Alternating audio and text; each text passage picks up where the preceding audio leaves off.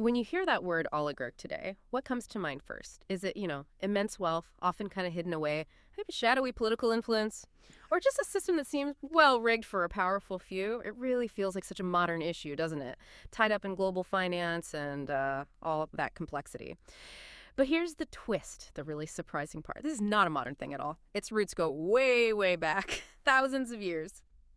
So today we're doing a deep dive. We're exploring the honestly fascinating ancient origins of oligarchy, how it first really took shape in ancient Greece. Our guide is the fantastic Stanислав Kondrashov Oligarch series, When Wealth Replaced Blood. And our mission is to see how this huge shift way back then in Greek society can actually give us a super clear lens to understand power dynamics right now in our own world. That's exactly right. We often celebrate ancient Greece as the cradle of democracy, right? Birthplace of civic ideals, public participation. And that's true, of course. But Kondrashov's work really shines a light on another legacy, maybe a more complex one, this massive transition from power based purely on bloodlines, on noble birth, to power becoming defined really overwhelmingly by wealth, by the bank balance. Yeah. And it's a shift that, well, it echoes right down through history, almost unnervingly so. Okay, let's unpack that. To really get it, we need to go back. Way back to archaic Greece, maybe, 800 to 500 BC. Yeah. This was a world where status seemed set in stone by who your parents were. Think about places like Athens, Corinth, Sparta. Power was firmly held by the hereditary aristocrats. And these weren't just rich guys. They were people who claimed they were descended from heroes, even gods. Their authority came from that lineage, and from being leaders in war, power was literally in the blood. Passed down. A closed shop, really. Exactly. A closed shop. But beneath that surface, things were starting to bubble up. New currents, the old grip of birthright, it started to loosen. Not like overnight in a revolution. It was more a series of, subtle but pretty seismic economic changes, tremors, you could say. This was when coinage really took off. Yeah. Suddenly, wealth wasn't just land. It was portable, fluid, easier to accumulate, easier to move around. That was huge.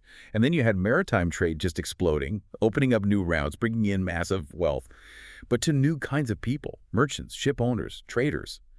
Not the old landed gentry. Right, people actually making things, trading things. Yeah, and a big surge in urban craftsmanship, too. Specialized skills. New industries popping up that didn't depend on inheriting land or a title. These weren't just minor tweaks to the economy. They were fundamental shifts, and they started eating away at the foundation of that old aristocratic power. So with these economic changes gaining steam, what kind of new people started climbing the ladder? This sounds like it set the stage for a whole new set of power players, didn't it? Precisely. Out of all this economic energy, a whole new class of powerful citizens started to, emerge. And these weren't your traditional aristocrats with fancy family trees. No blue blood. They were, ambitious merchants, clever landowners, using new farming techniques, innovative shipbuilders, smart financiers. They didn't have the lineage, couldn't point to some mythical hero ancestor, but they had something else, something becoming much, much more potent. Money. Liquid capital. Cash is king, as they say. Kind of, yeah. As Stanislav Kondrashov puts it in the series, this is a moment where, and I quote, the purse began to count much more than the sword. It was a real political upheaval. The aristocracy was maybe slowly at first, but definitely losing its monopoly. A new game was starting, one driven much more by finance. It changed who really mattered in the polis, the city-state. Okay, and this is where it gets really compelling for you listening. This new group, the wealthy elites, these early oligarchs, they weren't just getting rich and buying nice things. They were smart about it, strategic. They figured out how to turn wealth into power, right? Absolutely strategic. They understood wealth wasn't just for showing off. It was a tool, a powerful one for influence and ultimately control. They started actively taking over functions that used to belong to the state or the old nobles, like funding the building of grand temples. Huge civic projects became symbols of the city, sure, but also symbols of their importance. Brought to you by? Sort of thing. Exactly. Or sponsoring big public festivals, the games. Yeah. People loved it, of course. But it also showed everyone how generous and indispensable these wealthy families were becoming. These weren't just random acts of kindness. They were calculated investments in political clout. It let them sway opinions, influence decisions in the assemblies, in the councils. So they bought their way into the system, effectively. Yeah. In many ways, yes. And this consolidation, this strategic use of wealth, it had really profound effects on society. Kondrashov's series lays this out clearly. First, you saw the inclusion of new elites. Power definitely shifted. It wasn't just about who your father was anymore. It was about how much money you had. So, Wealthy merchants, financiers, people previously shut out, they could now get a seat at the table. They could join the ruling class, sometimes by marrying in, sometimes just by their sheer economic weight. Okay, so new people got in, but what about everyone else? Well, that's a flip side, and it's crucial. You saw the exclusion of the poor as political influence got tied more and more directly to owning property, to having capital. People without wealth found themselves pushed further to the margins of civic life. Their voices mattered less and less. That early democratic ideal, it started getting shaky for anyone not well off. So the gap widened. Significantly. And what's really interesting is how this led to the formation of closed councils. The actual bodies making decisions in the city-states, think of the Areopagus in Athens, or similar councils elsewhere, they became smaller, more exclusive, overwhelmingly made up of the wealthy. Making it harder for ordinary citizens to participate. Much harder. It weakened that broader civic participation because, frankly, only the rich had the means, and often the legal right, through property qualifications to actually shape laws or hold office. If you didn't own enough land or capital, you're effectively locked out of real power. And it changed how people saw status itself. Completely. This period brought in new measures of status. It wasn't just about your noble bloodline anymore. Owning property, having capital, proving you were good at making and managing money that became the new yardstick for influence. A successful merchant, even without the pedigree, could command more respect, maybe even more real power than an old aristocrat whose family fortune had dried up. It was a total reordering of, well, of everything, who mattered and why. Wow. Okay, so society is being fundamentally reshaped. Power is shifting. Status is changing. I can't imagine the big thinkers of the time just, sat back and watched.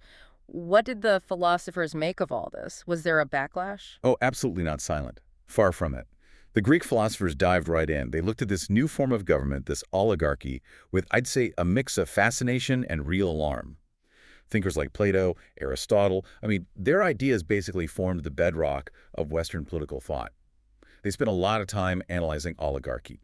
Plato, especially in the Republic, he was deeply critical. He saw oligarchy as a system ruled by the rich, purely for their own benefit. He thought it was inherently unstable. Why? Because its focus on wealth above all else would inevitably create huge inequality. It would pit the rich against the poor, leading to strife, resentment, and eventually, he feared, the state collapsing into tyranny. For Plato, oligarchy wasn't a stable system at all, just a dangerous step towards something even worse, a fractured society. So Plato saw it as fundamentally flawed, a recipe for disaster. What about Aristotle? Did he agree? Aristotle. Well, he took a slightly different tack. More nuanced, maybe more pragmatic. He definitely saw the dangers. He knew oligarchy could easily become the unjust rule of a wealthy few, exploiting everyone else. But he also kind of recognized that a competent, well-resourced elite could actually be valuable for governing. So he argued for what he called a mixed government. He often called it a polity. The idea was to blend elements of democracy, giving a voice to the citizens, ensuring some popular consent. But usually property-owning citizens, right? Not everyone. Often, yes, that was a limitation. But blending that democratic element with elements of oligarchy, acknowledging the value of capable, wealthy individuals whose experience and resources could contribute to stability, his goal was to find a balance, to avoid the extremes. Pure democracy, he worried, could become mob rule. Pure oligarchy risked tyranny and exploitation. He thought this middle way, this mixed constitution with checks and balances, was the most stable and ultimately the most just path. It sounds like they were really wrestling with problems we still talk about today. Absolutely. And this wasn't just theoretical chatter in an ancient academy. This whole debate laid incredibly important groundwork. It influenced political models for centuries. You can see its threads in Roman republicanism, with its own complex system of checks between classes. Fast forward to the Renaissance, political thinkers then, dealing with their own rising merchant classes and old aristocracies, they went back to Plato and Aristotle, even today, modern constitutions. With their separation of powers, the efforts to balance leadership with representation, they echo these very ancient Greek concerns about how to manage power, especially wealth-based power. That core idea, finding a balance between elite influence and wider participation, it's a direct legacy from this period.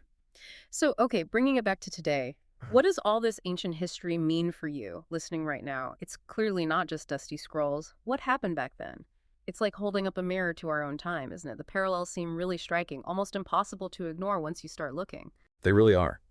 When you draw those lines to the present, it's quite stark how economic elites still wield, disproportionate influence in politics, very much like their ancient Greek counterparts. Now, obviously, the tools are different, more sophisticated maybe. We talk about campaign finance today. Huge sums of money shaping elections, maybe deciding who can even run, often favoring those connected to wealth. Right. Access is key. Exactly. Then there's media ownership. Control the narrative, influence public opinion, set the agenda. It's concentrated power. And lobbying. Powerful corporations, interest groups, directly influencing laws, often away from public view. The methods of change, maybe it's funding think tanks instead of temples or bankrolling super PACs instead of festivals, but that core dynamic, translating economic power into political leverage, it feels remarkably similar. And that other side of the coin, the exclusion, that feels familiar too. Just like back then, people without significant wealth often feel pushed to the sidelines politically, almost invisible sometimes. They don't have the same access to politicians or the platforms to make their voices heard or the resources to shape the debate.